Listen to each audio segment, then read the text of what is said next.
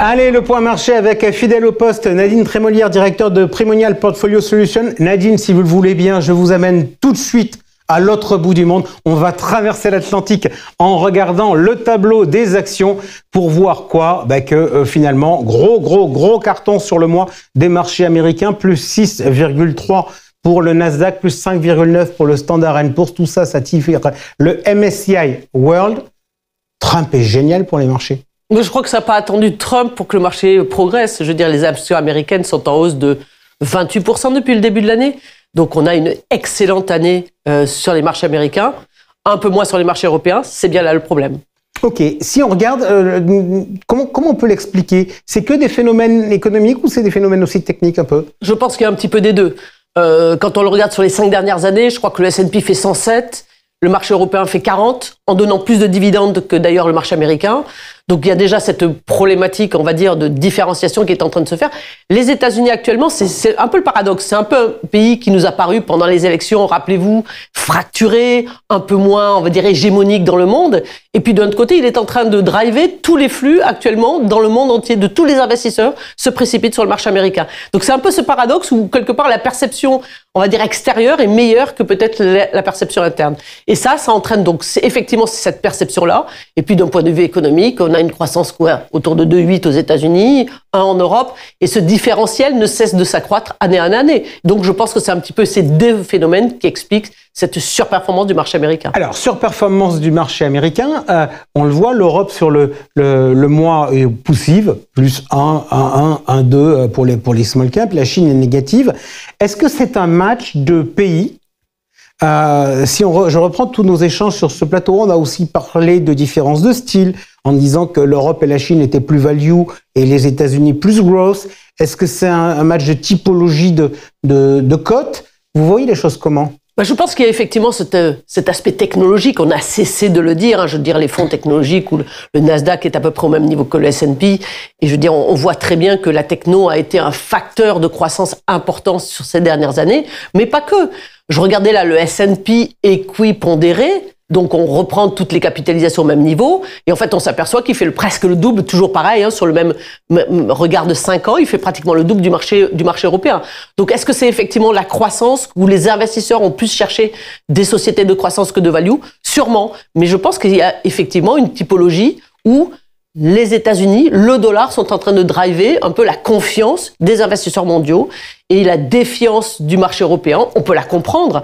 À la fois une croissance un petit peu inférieure à celle des États-Unis, à la fois un problème politique, on y est vraiment dedans. Je crois qu'aujourd'hui, on va perdre le gouvernement français.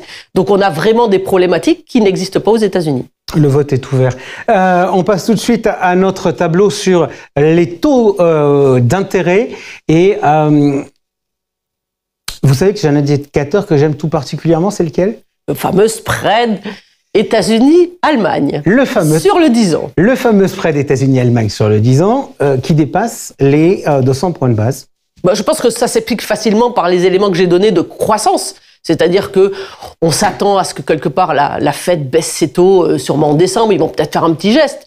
Mais je veux dire, la BCE a vraiment besoin de faire des gestes parce que l'économie européenne est quand même relativement dans une situation plus complexe, plus compliquée. Et donc, on a besoin d'avoir une baisse des taux plus marquée sur la zone européenne que sur la zone américaine. Et c'est ça quelque part que reflète cette courbe des taux à 10 ans. Ce qui explique également le fait que, on l'a vu dans le tableau précédent, les choses bougent. Si on regarde le dollar, ça a beaucoup bougé, la parité de l'euro-dollar. Oui, alors là, le dollar a beaucoup monté, je veux dire, globalement, depuis le début de l'année, on est en dessous des 1,05.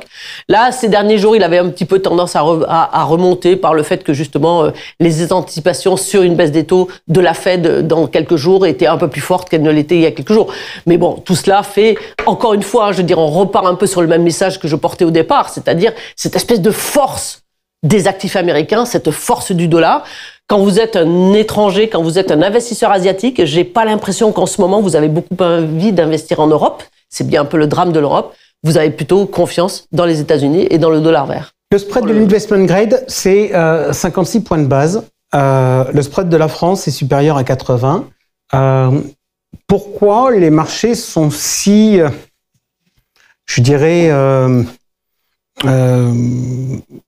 protecteur de la France, complaisant. Complaisant, oui. Les spreads, on va dire, du crédit, ils sont portés par les flux. Les flux, il y a eu beaucoup de demandes de la part des investisseurs sur les fameux fonds datés, sur les obligations en général.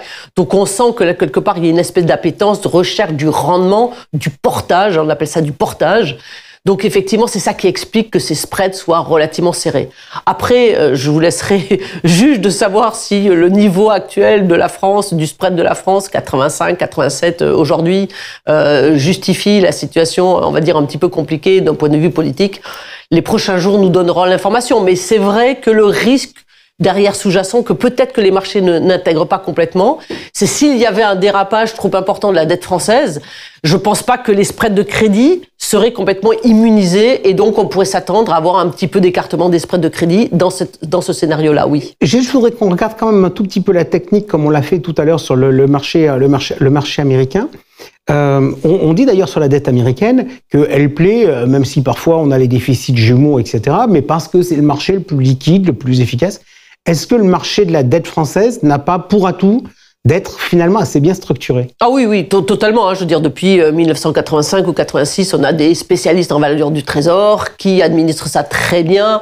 On a des adjudications très liquides, entre guillemets, on en a souvent, mais le calendrier est bien fait. Donc, je veux dire, cette administration de la dette française est remarquable. Et puis, quelque part, vis-à-vis de nos compétiteurs, on a une dette qui est abondante, qui est liquide, qui est bien administrée. Donc, quelque part, cette prime de risque que l'on a pu avoir sur ce pays France, quelque part, lui a servi à peut-être s'endetter dans des meilleures conditions que d'autres pays qui ont peut-être des dettes un peu moins bien administrées. C'est un véritable atout. Ok, on passe tout de suite maintenant à notre allocation d'actifs. On la rappelle, donc allocation d'actifs dans un cadre qui est large, puisque dans l'histoire on a même eu de l'immobilier, donc c'est pas que du placement marché financier, puisqu'on a aujourd'hui encore 45% de fonds euros. Équilibré prudent. Oui, c'est toujours un peu un équilibré prudent, effectivement, avec un niveau de volatilité qui est peut-être un peu inférieur que un portefeuille équilibré. Ok, alors niveau de volatilité, vous me dites un peu inférieur, mais je regarde quand même la performance du mois de novembre, plus 1,2%, c'est beaucoup pour un portefeuille équilibré. Qu'est-ce qui s'est passé? Qu'est-ce qui a tiré la perf? Disons que tous les voyants sont au vert. On a un petit peu, peut-être un petit fonds émergent qui a abandonné un peu de performance, mais sinon tous les autres voyants sont au vert. C'est-à-dire que les fonds obligataires nous donnent de la performance, on a la dette privée, on a de private. Ça progresse, entre guillemets, gentiment à peu près tous les mois. Donc ça, c'est aussi un avantage de résilience du portefeuille. Et puis, dans la partie action, on était quand même très international, très américain. On a un fonds qui s'appelle JPM US Technology, qui a fait ce qu'on attendait de lui, c'est-à-dire plus 14% sur le mois. Ça nous a bien aidé pour avoir une performance sur l'ensemble du portefeuille. Mais encore une fois, cette recherche de diversification, c'est vrai que dans les actions non cotées, on est plutôt européen. Donc, dans les actions cotées, on a plutôt tendance à rester sur la zone américaine ou la zone internationale au sens large. Alors, on se rappelle, cet arbitrage avait fait grand bruit. On était sorti des small caps pour passer sur ce fonds qui a donc très bien performé le mois dernier. Qu'est-ce qu'on fait aujourd'hui? On ne bouge pas parce que, encore une fois, l'Europe a sûrement des atouts, mais peut-être qu'il faudra quelques mois avant qu'elle se révèle. Merci beaucoup Nadine d'avoir été avec nous. On continue tout de suite avec l'homme dans l'actu et on quitte l'univers des marchés financiers pour parler immobilier.